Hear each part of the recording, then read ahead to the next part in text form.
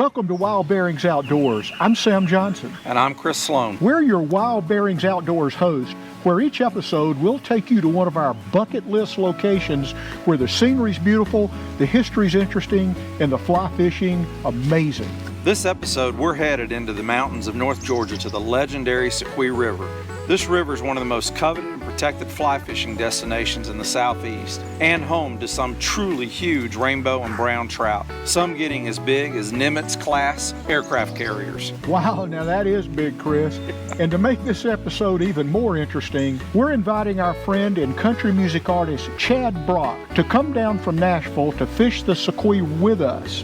You probably remember Chad from his #1 hit song, Yes. Now he's back with a brand new talk show on the Country Network interviewing legendary country artists, plus special live performances on the all-new Chad Brock Show. Wait a minute.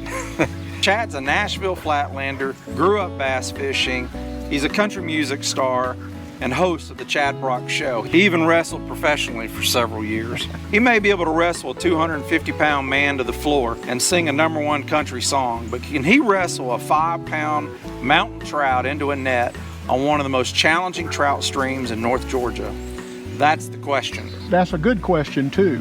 And to help Chad out, we've asked another one of our good friends, Stephen Big T Tomasevich of Soque River Outfitters, to help us teach Chad how to find and catch those trout.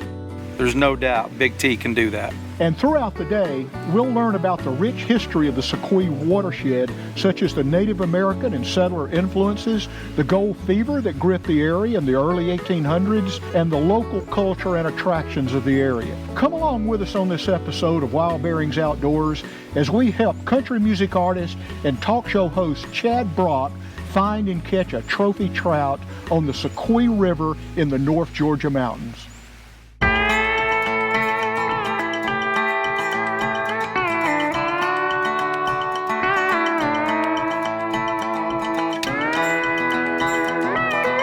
Let's go catch some fish. How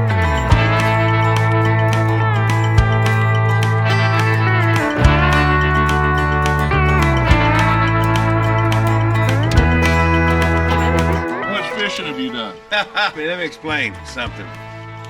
You put me behind a rifle, You're good? I'm good.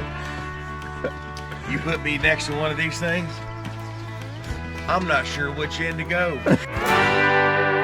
Well, Chad, here we are on the Sequoia River. We're glad you're with us. Let's talk for a couple of minutes about the Sequoia River, kind of a little bit about it, just so you get a sense of place of where we are today. I mean, we know it's got a bunch of fish in it. I saw earlier, yeah. It's probably known as the premier trout stream in the state of Georgia. Why is that? Well, #1, you're going to find out today. Yeah. One reason, but another reason is very where it is. Yeah. It's a very historic area that it flows through, the Saute-Nakuchi kind of valley, up against the Appalachian Mountains. It's very protected, very private.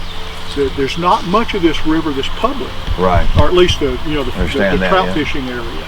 The main thing is that it's got some really big fish in it, and people know that. Yeah. And most people can't get on this river like we can, so there's the desire to get on this river. Correct. Yeah. It's managed for trophy trout generally because we lack hard water, which is the mineralized water limestone. In Georgia and generally in the southeast, it's difficult to grow large fish, large trout specifically, because you need those minerals for prolific aquatic bug. So we supplementally feed the fish throughout this stretch, similar to a deer hunter that manages a piece of land for trophy bucks. Most of the river's private. We've got about a mile that's public. The public has access to it. Either side of that's private areas with big fish, so they tend to migrate in and out. There aren't any fences. So the public has access to some really big fishing as well. I never looked at this as a business, but it really is. People think of private, they think people with a lot of money. Well, this river supports a lot of the local people. It supports myself, a fly shop owner, and my family as well. So there are a lot of businesses that make a living from it. It's beautiful. This is home for me, you know, living Blairsville, you know, going out of Blairsville most of my life. And so this area I know very well, but never really thought about what this river has done and what you can get out of this river, you know. But it's beautiful. I could sit out here all day. I'm good. I'm good. You're going to be better. I know. Here shortly. I just don't want to hook myself in the eye, you know. Okay, all right. The big fish in here, you know, but it's a big watershed too. Yeah. This watershed for the Sequoia, from the source to where it actually dumps into the Chattahoochee River, is about 28.5 miles long, but it's an 87,000 acre watershed, about 131 square miles. You know, if you kind of get your head around that. That's a lot. It comes out of either national forest or wilderness areas. Right. And so there's no development. It comes out cold, clear, Right. some of the best water. Yeah, I was wondering where it started. Tray Mountain. Okay. At about 4,450 feet, plus or minus a few feet. So it starts high, and it starts in very clear, cold water coming down, which is great trout habitat. And so on the south slope of that water coming off comes down into the right fork and left fork of the Sequoia River, which come together right up the road here in Batesville to form the Sequoia River proper. Well, I'm looking forward to getting in the water and not hurting myself. This is going to be just don't laugh. We're the ones that fall, so Okay. you don't have anything to worry Well, about. I'm the one with the fake hips, or I probably will fall. Well, let's go get on. Let's go get on, absolutely. It's going to be fun.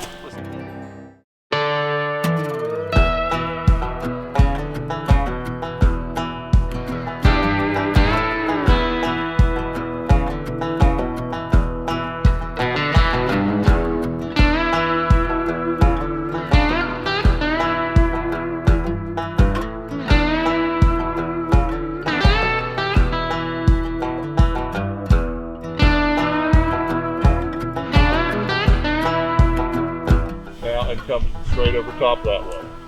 And it's just a quick snap. When you feel tension, you're done. Lift it up, lean it back slightly, and then come over top. There you go.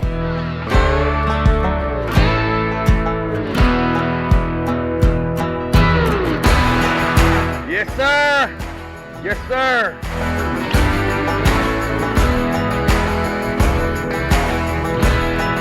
All right, you got your first one. Got my first one. Nice.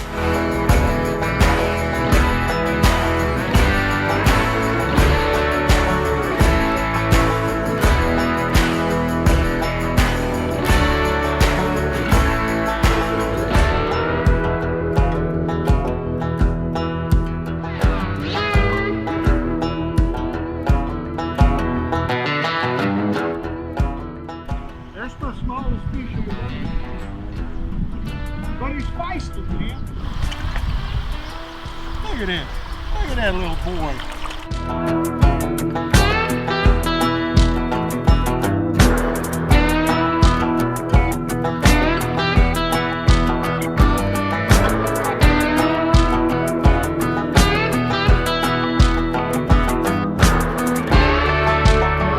Just a nice fish. Yeah, not I like big, that. but a nice fishing fish. I like that.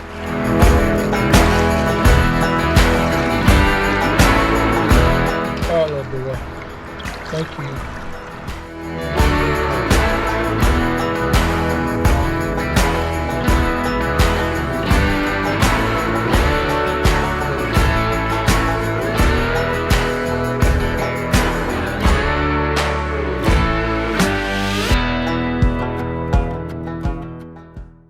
I think we had a great morning on the water. You know, the weather's great, the fish were biting, and Chad, with this being your first day on the river chasing trout, what's your opinion of trout fishing now? It's a lot tougher than I will say bass fishing. It's a lot tougher than deep sea water. I learned a lot today. It's a lot harder than I expected, because you watch everything. You see things on TV, oh, I can do that. Then you come out here and you go, wow, there's a lot to it. I got a great teacher. He's like Mr. Patience over here, you know, and he's very good at what he does. And I was amazed being able to, just, no, let me show you, and he'd take it, and let me guide you here. show you how to do it. You know what? And that's why Sequoia River Outfitters is so popular, because of that guy right there. I'm telling you, it amazed me. Caught some big fish today, and I said some words I shouldn't say. Those are the ones you lost. They were big.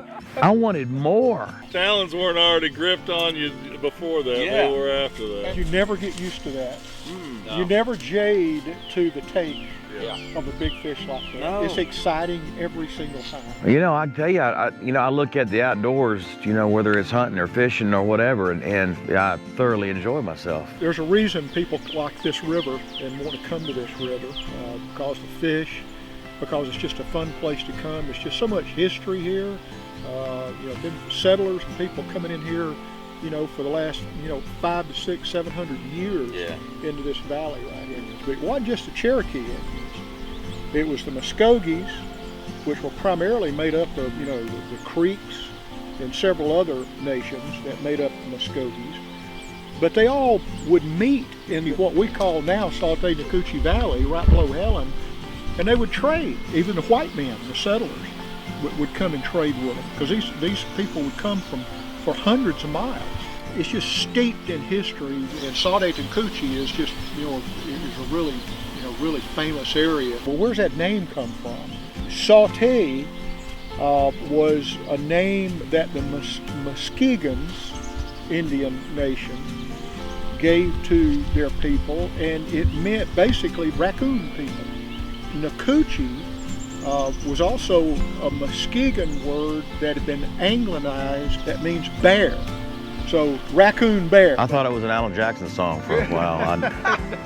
But it does say something about it gets hotter than a Hoochie coochie. Yeah, so that's where I thought it came from. I was sadly mistaken. Legend has it that Saute and Nacoochee were two young Native Americans. Saute was a Creek or Muskegon brave. Nacoochee was a Cherokee princess. And Saute and Nacoochee fell in love and decided, we want to get married. The council said, no, you can't marry each other. They insisted they wanted to get married, and it finally ended up that some of the Muskegans took Saute to the top of Mount Yonah and tossed him off the top of it. Nacoochee was so upset and distraught, jumped off the side of the mountain and killed herself.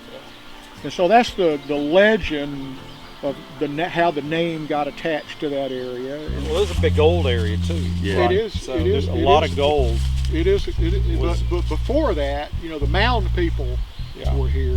The Indian mound, which is about 20 feet high, about 50, 60 feet circular, has been there a long time. And back in 1915, it was excavated by some professional archaeologist groups, and they found like 79 burial sites in the mound. This whole area is just steeped in history all the way to the gold period that you talked about. A lot of gold.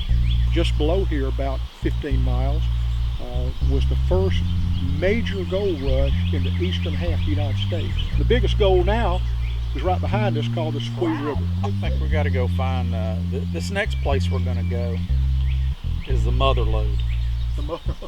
And it is got some amazing fish in it, and you're going to be blown away. Y'all hooked me, no pun intended. So Chad, your new show, the Chad Brock Show. What a name, what a concept, huh?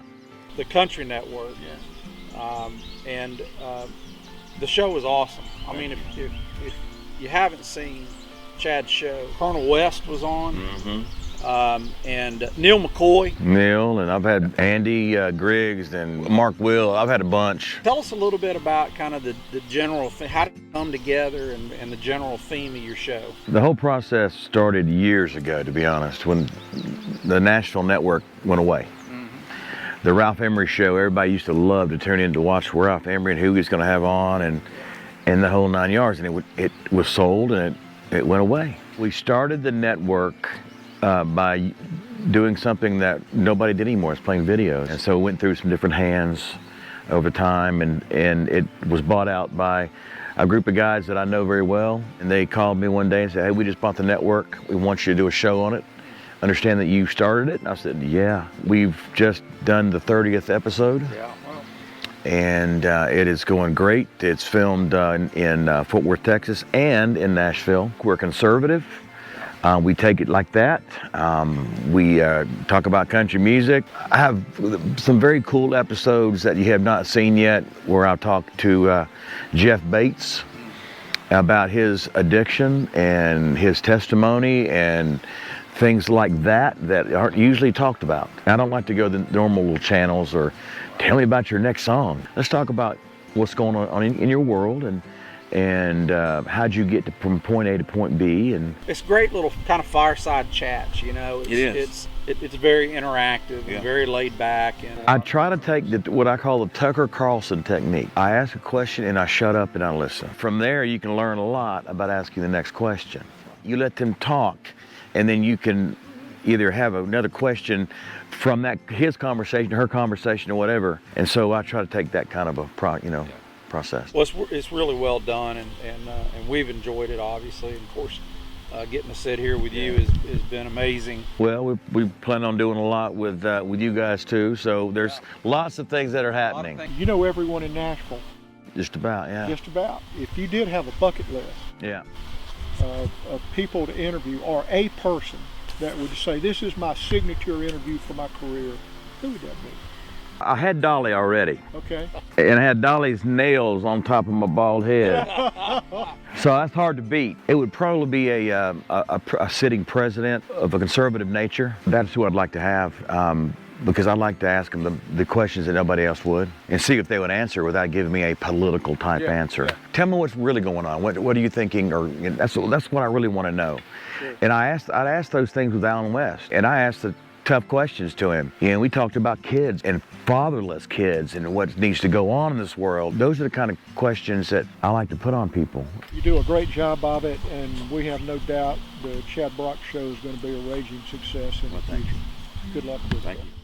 Thank you.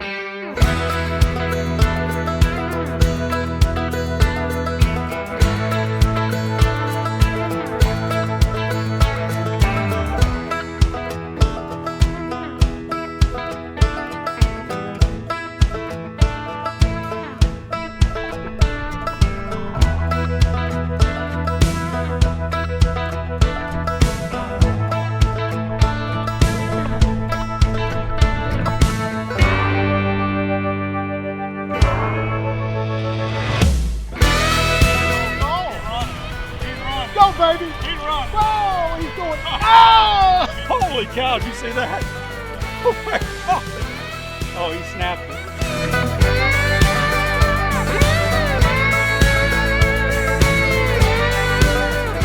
Man, you're fly fishing. Look at that. There you go. Yeah, it's a good fish.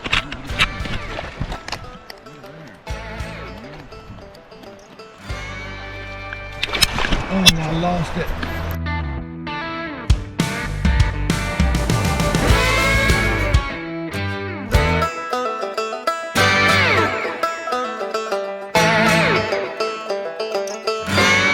Chad, you come up here and net this fish. I'm hurrying. If I land this fish, I'm getting a Dr. Pepper. Oh, there we go. Look at that.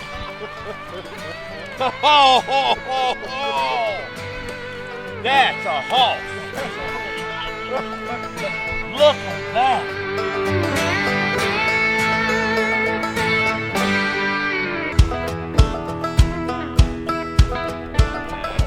Right between my legs. Right between your legs. Yeah.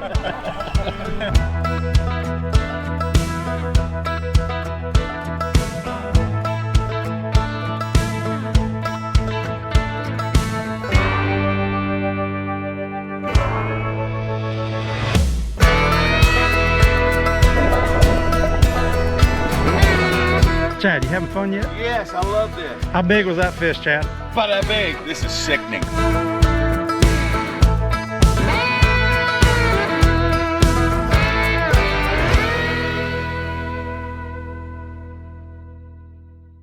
My journey today was a big brown, and I mean, we have met the match today.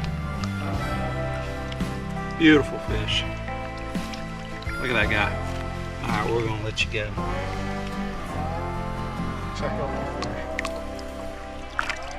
See you, big dog. That's about it for this episode of Wild Bearings Outdoors. We had a great time on the Sequoia River here in North Georgia with country music artist Chad Brock. Chris, we caught a lot of fish today. Boy, we did, Sam. We really got into them. It was a great day on the river. Thanks to Big T of Sequoia River Outfitters for guiding us on his stretch of the Sequoia and putting us on some big trout. And also to Chad, who made a pretty good transition from country music artist and talk show host to fly fisherman. Speaking of talk shows, don't miss Chad's brand new show on the Country Network, The Chad Brock Show, where each episode he interviews legendary country music artists, both past and present, plus special live performances. Well, I know I'll be watching this next episode, and we hope you'll be watching the next episode of Wild Bearings Outdoors when we visit the legendary Davidson River in western North Carolina, a watershed filled with a rich history and listed by Trout Unlimited as one of the top 100 trout waters in the United States. In the meantime, we hope to see you somewhere in the great outdoors.